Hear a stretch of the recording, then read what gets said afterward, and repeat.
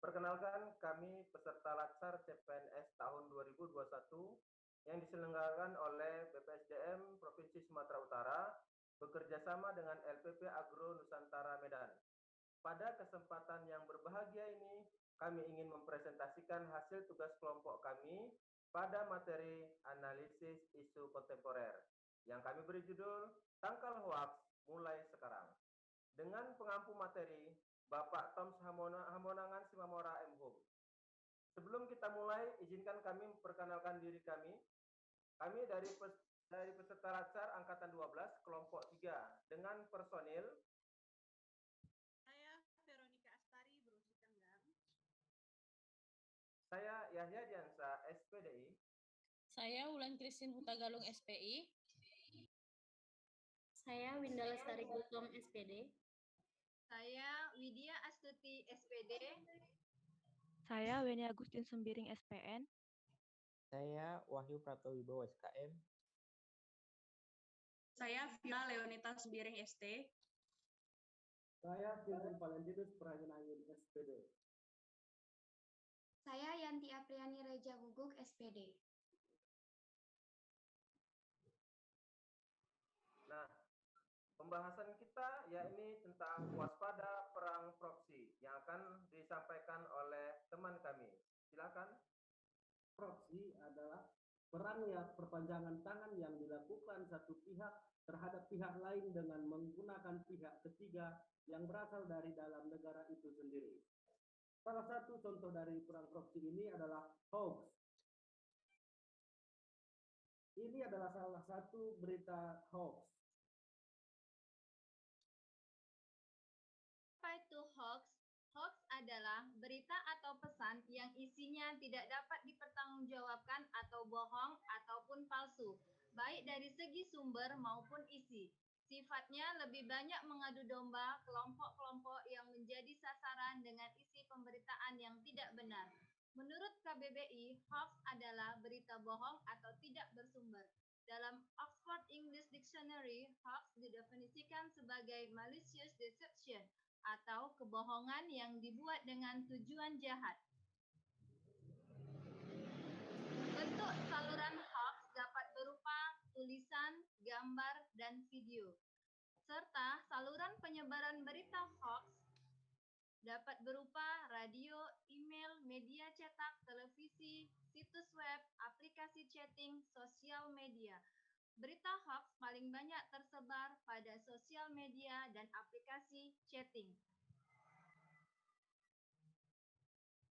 Mari mengenali ciri-ciri dari hoax. Menurut Kementerian Komunikasi dan Informatika, ada beberapa ciri dari hoax yang menandakan bahwa suatu informasi merupakan hoax atau berita bohong. Yang pertama adalah sumber informasi atau medianya tidak jelas identitasnya, mengeksploitasi fanatisme SARA. Yang kedua, pesan tidak mengandung unsur 5W plus 1H, yaitu what, when, who, why, where, dan juga how. Yang ketiga, pihak yang menyebarkan informasi meminta info tersebut untuk disebarluaskan semasif mungkin. Dan yang terakhir adalah hoax diproduksi untuk menyasar kalangan tertentu. Mereka yang menjadi target antara lain adalah masyarakat mayoritas dan orang perkotaan. Dibandingkan dengan masyarakat yang tinggal di desa, orang kota lebih mudah untuk diserang hoax karena lebih akrab dengan penggunaan media sosial. Dampak buruk menyebarkan hoax yang pertama, merusak kerukunan antar masyarakat, baik suku, agama, dan ras. Yang kedua, dapat memprovokasi serta memicu kerusuhan di masyarakat. Yang ketiga, memungkinkan kepanikan di masyarakat. Dan yang terakhir, merusak stabilitas dan keamanan negara.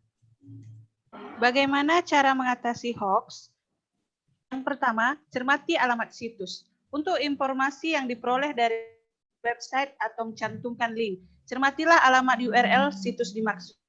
Apabila berasal dari situs yang belum terverifikasi sebagai institusi pers resmi, misalnya menggunakan domain blog, maka informasinya bisa meragukan. Yang kedua adalah periksa fakta.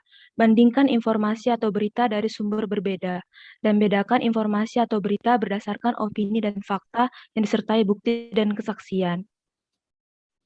Jika ingin memeriksa apakah sebuah informasi itu hoax atau fakta, ini cara yang dapat kita lakukan. Yang pertama, kirim WA ke chatbot Mavindo. Dan yang kedua, buka situs turnbackhoax.id, cekfakta.com, atau laporan hoax Kominfo di komin.fo/inihoax. Ketiga, mengecek keaslian foto atau berita. Pastikan berita tersebut memiliki kalimat yang janggal. Kemudian, kita cek di Google dan telusuri di halaman resmi milik pemerintah untuk memastikan informasi tersebut. Yang keempat, hati-hati dengan berita yang provokatif. Berita hoax kerap kali menggunakan judul yang sensasional dan provokatif guna memperoleh traffic view atau mendistorsi informasi. Contoh, ketika kita membuka artikel di media sosial, biasanya kita hanya akan membaca bagian atasnya saja tanpa membaca isi. Dan hanya dari judul tersebut kemudian dibagikan begitu saja. Akhirnya berita-berita hoax tersebar di kalangan masyarakat. Yang kelima, ikut serta grup diskusi. Ikuti grup diskusi seperti Forum Anti Fitnah, Hasud, dan Hoax atau FAFHH, Fanpage and Group Indonesian Hoax Booster, Fanpage Indonesia Hoaxes, and Group Kochi Hoaxes. Pada grup-grup diskusi tersebut, netizen bisa bertanya apakah suatu informasi merupakan hoax atau bukan, sekaligus melihat klarifikasi yang sudah diberikan oleh orang lain. Ini ada undang-undang bagi mereka yang suka menyebar hoax.